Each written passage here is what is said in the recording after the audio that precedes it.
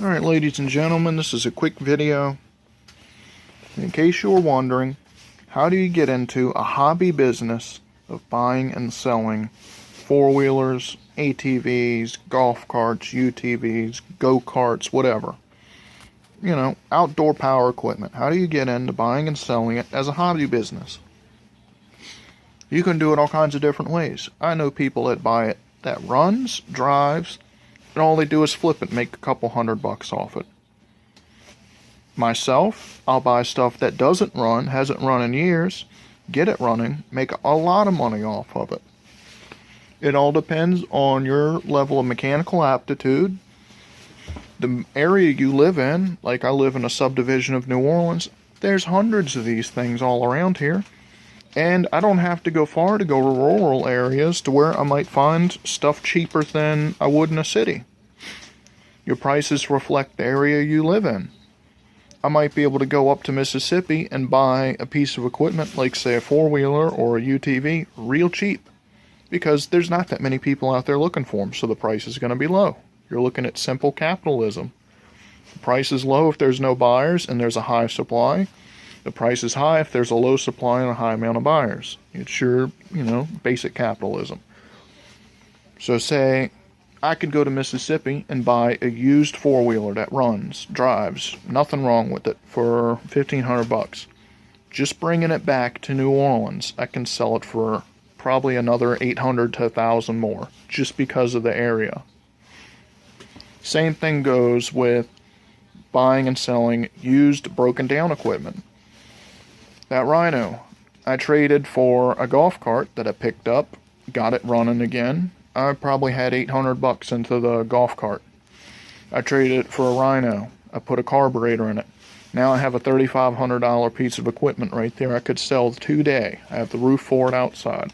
Put the roof on, sell it for $3,500, $3,000 right there. And all I have into it basically is $860, carburetor included.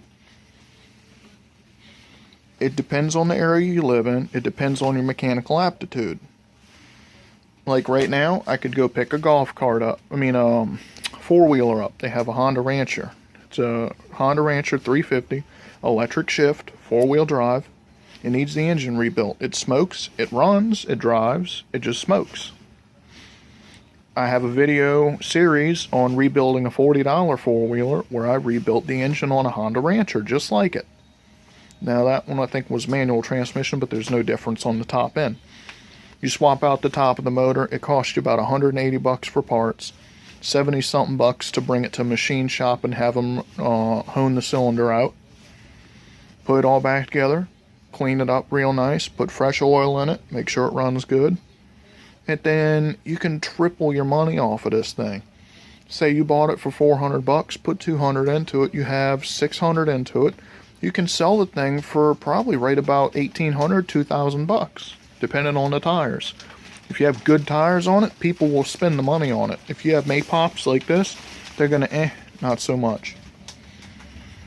Same thing goes with golf carts. Like this one right here, it needs some work. It's all rusted on the bed, just on this side, thankfully. So I'm gonna have to cut that out and weld in a new piece. It needs batteries. Got the golf cart for $100. It's going to cost me about $600 for batteries. That's a total of $700. A little bit of metal, I'm not even going to worry about. It's like $25, $30 for that repair.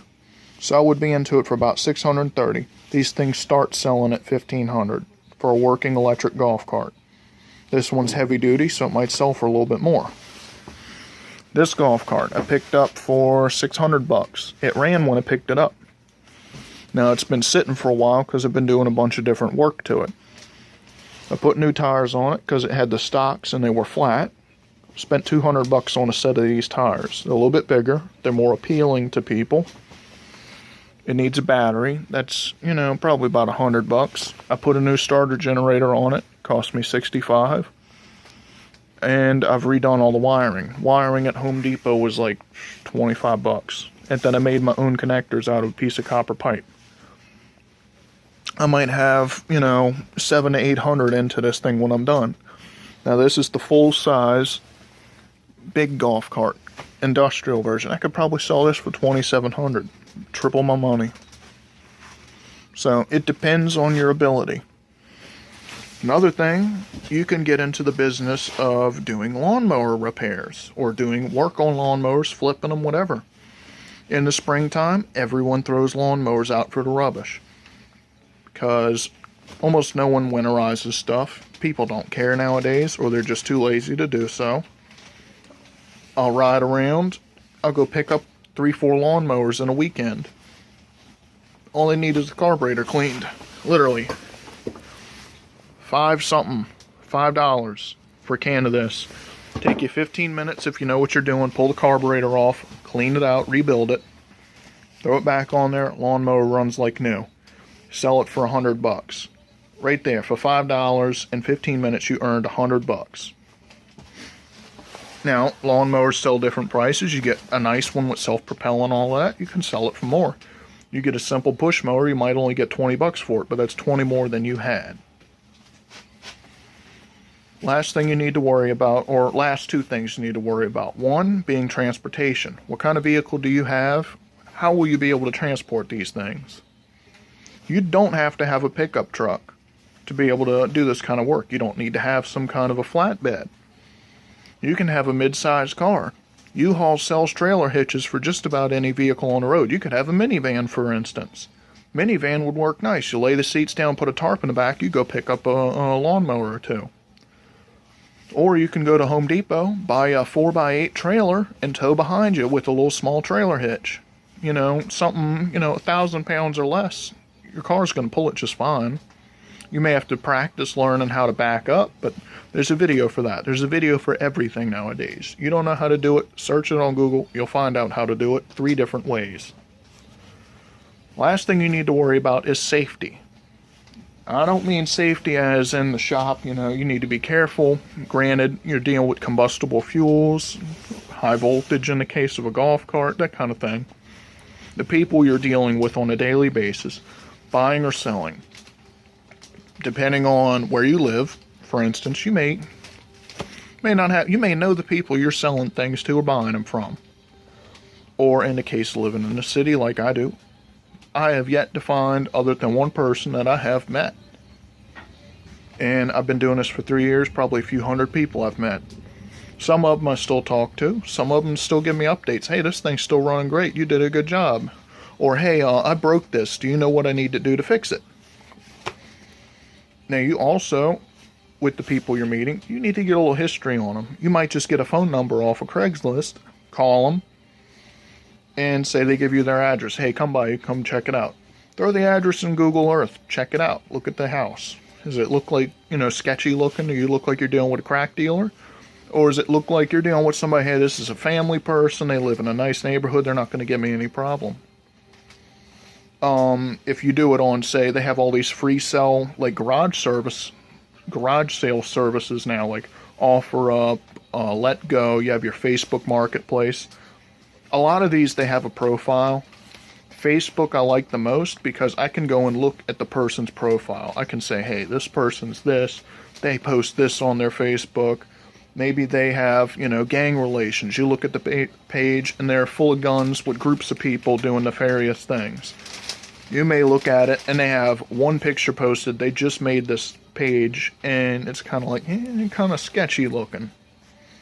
So, another thing you can look at, especially with Craigslist nowadays, there's so much scamming going on now. It's like, you need to be careful. Try to stick with people from your own area code, like your phone number. If you have somebody calling you from 2 states away, it's probably scam. Or most of the time it's texting or emailing. Really, that's about it. You're going to need a basic set of tools. I don't think I said that earlier, but you're going to want screwdrivers, a hammer, wrenches, pliers. You're going to need, depending on what you work on, SAE and metric tools. Like, that's metric, this is SAE. Lawnmowers usually are SAE and metric mixed together now. It just depends. Further down the line, you can get into more detailed things like rebuilding engines, overhauling axles, welding and grinding. It's going to depend where you have to work. I have this nice building to work in that's falling apart. You may do it in your backyard. You might do it in your carport. You might have a nice garage to do at home. I happen to have this here at work, so when I get off of work in the evening, I can stay late and work on this. So it all depends on your circumstances and your ability to believe in yourself. If you think you can do it, even if you don't think you can do it, you can watch a video and follow instructions. You can learn to do it. So hopefully this video was helpful, make you feel good about yourself. Give me a comment, rate, thumbs up, and I hope you the best.